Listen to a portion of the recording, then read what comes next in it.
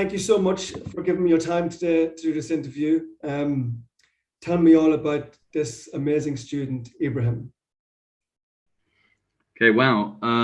So Ibrahim he's 15 years old. He goes to school, he lives with his parents. But, he's just not sure what's wrong with him. He hasn't got many friends. He feels very, very lonely. He feels that his parents control him. They treat him, as he says, like a 5-year-old. And it's funny that although when I read the story the first time, you feel very sad and sorry for him. Not sorry in a sad way, but you want to help him. When I read it the second or third time, I felt that Ibrahim was very, very self-aware, actually.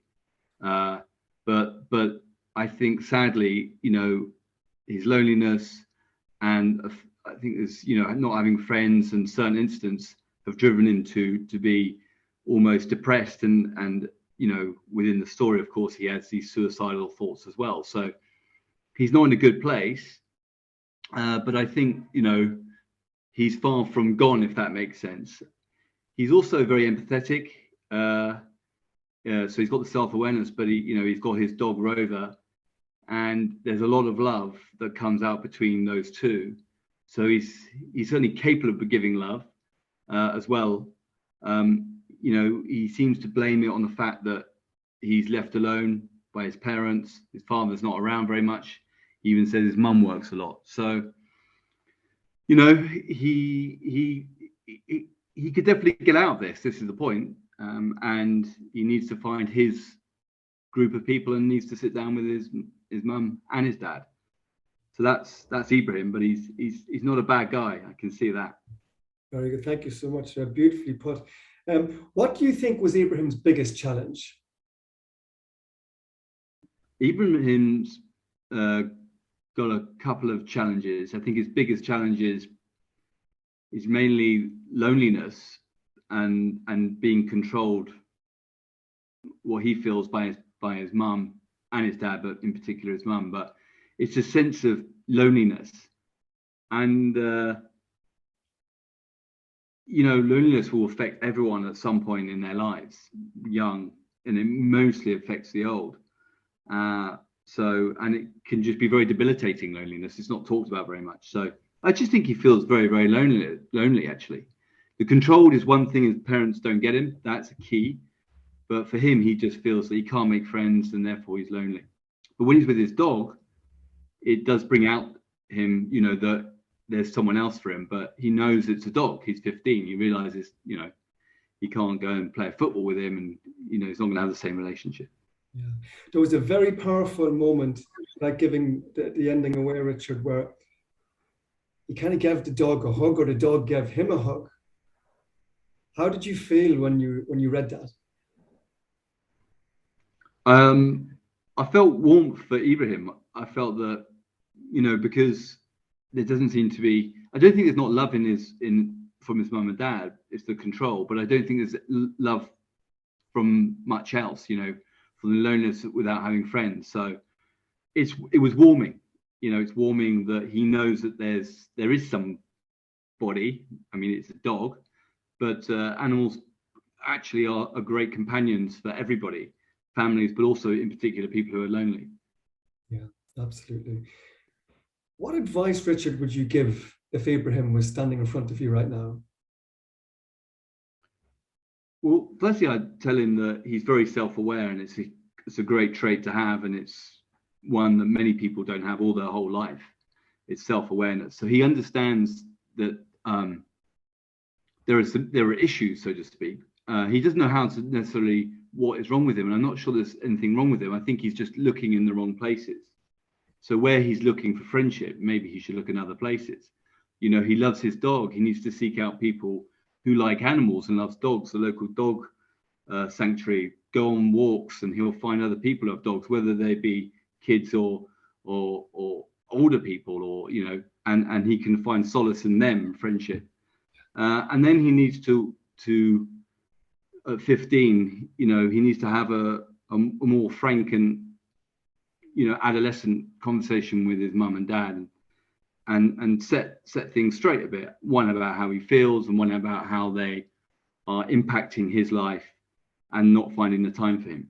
Yeah. But it's got to be done in a trusting environment and he could be very, very honest about, the suicidal thoughts and what's driving it. And he feels some of that is being on his own and loneliness from his growing up.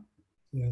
And I love what you said about, finding other interests and ways to find friends, and attracting the right people, because it sounded in his story that his friendships were very forced. Did you notice that? Absolutely. You're right. Now, he's at school, so there will be some people out there. But yeah, I think his mum is forcing relationships on him.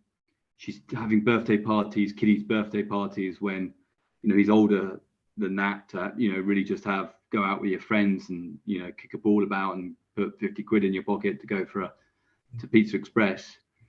And yeah, so yeah, I mean, it was this forcing and buying a very expensive present, which is not what he wanted to do. So yeah, I did feel that, and he needs to therefore look at other avenues and not let his mum find his friends. Yeah, absolutely. But he's obviously felt difficult himself finding friends as well.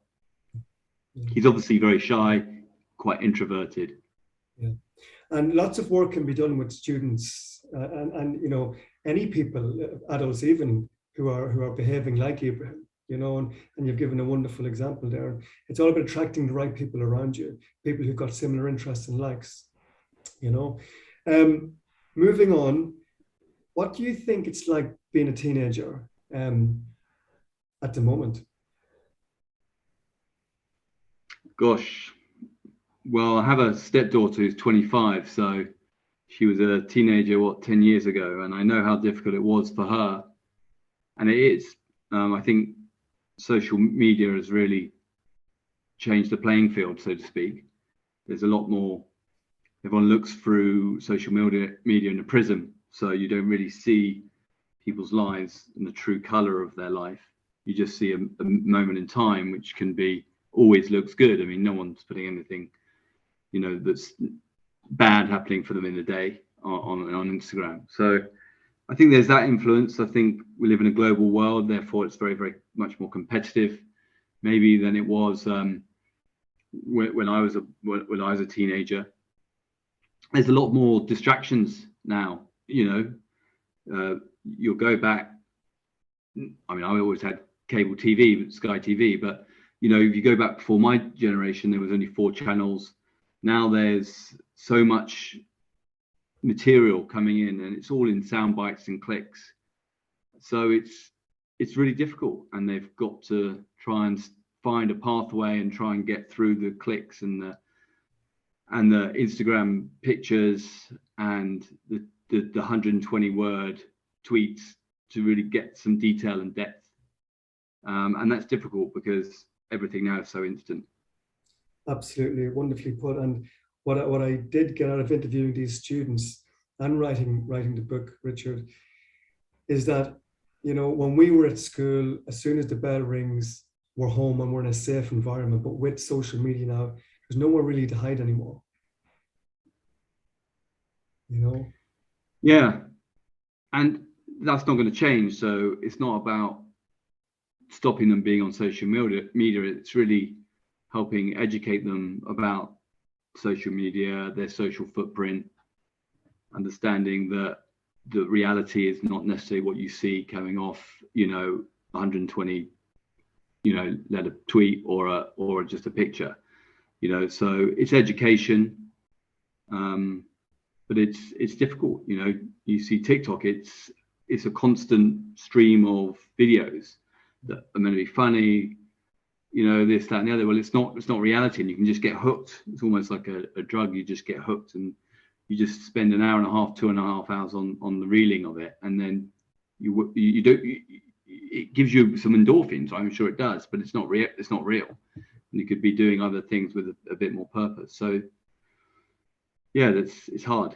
It's hard. And in conclusion to that, it's hard being a teenager in this 2022. It's there's so much challenges out there, and the book's going to highlight all of, well, not all of these challenges, but many of these challenges. Richard, we're going to talk about you now, if you're comfortable to do so. Can you recall any challenging situation you had at school or as a teenager in general?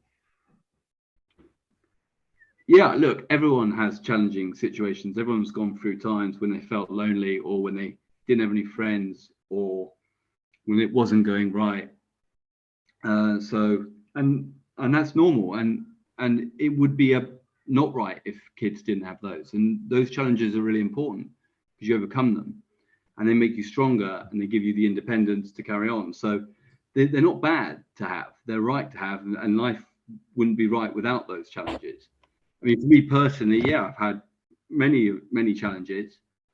I think, though, rather than a specific, challenge, my parents went through divorce when I was at school, and they were outlets, and I was very lucky to have a school that had a counsellor, and I had very lucky to have two friends who'd also gone through their parents' divorce, and so I wasn't alone. And they said to me, "Look, go and see, it's completely normal. I don't know what you're worried about." Go and see the counsellor. We've all seen it's not odd. And when your best friends are saying that to you, it becomes really easy, actually. And I didn't go for a particularly long time, but so that challenge of, I suppose, divorce, and then having friendships to support me in that, but also having frameworks in place that the school had, I was extremely lucky. But challenges is good. We've got to accept that life is full of challenges, and there'll be far more challenges, far more waves crashing over the boat than there will be serene, good sailing. So, and it's about how you deal with those, and making sure you've got a framework, or the triggers, that you've got friends that you can rely on, and support networks, and also others, medication, doctors, therapists. It's all there, and it's okay. Well, thanks so much for sharing that, and I like where you're going with that. There's many challenges out there, but there's also many solutions to these challenges, I suppose. Richard, what tip would you give to yourself, when you were a teenager? If you're looking at Richard as a teenager, what advice would you like to give to yourself? When those cryptos come out, get in early. Oh gosh, I don't know. I think that's hard. I think it's important to be yourself. Stay true to who you are, and stay true to your own moral compass. And then everything will be okay. If you try and follow the herd, and when something is wrong, it's wrong. Your moral compass will always tell you it's wrong. And do listen to your parents. I know it sounds weird, but they've gone through a lot of this. So those would be the advice I'd probably tell myself. I don't think it sounds weird at all listening to our parents. If obviously, as you said, they've been through it, so they're more experienced than us, and the more we listen to our parents, the more we learn. Richard, that's it. Thank you so much for your time today, and for your honesty, and for your reflection and summary on Ibrahim. We really, really appreciate it. Thank you. Thanks, Kieran. Thanks a lot. Bye-bye.